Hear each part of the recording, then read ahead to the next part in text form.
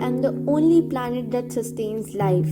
I care for 7.8 billion people and millions of species living together for about more than thousands of years in a natural balance. All of these are correlated. If any of these are harmed, it affects all organisms.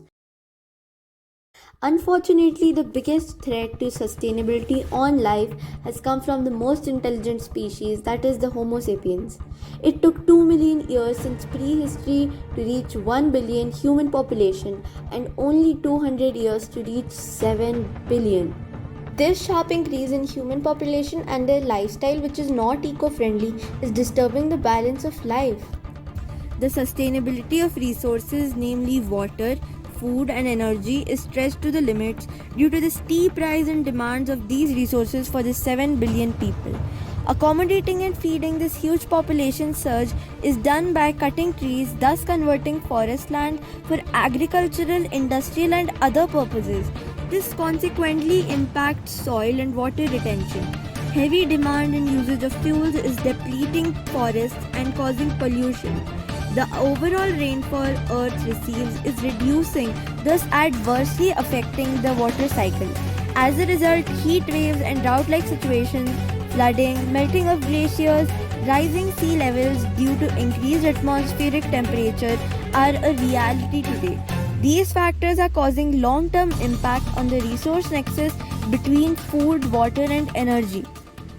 But can we slow the damage? Yes, we have the option to heal planet Earth. Water recharge, organic farming without damage to forests, and use of renewable energy are some corrective steps we can take. These are being practiced by the tribals and forest dwellers all over the world. The Khasi tribals dwell where I live. They do not cut down trees and instead make their houses on them. More trees retain a lot of water. The Garo tribals consider the forest to be sacred and worship the forest. Organic farming is being practiced by collecting wastes produced by other villagers and converting them into manure.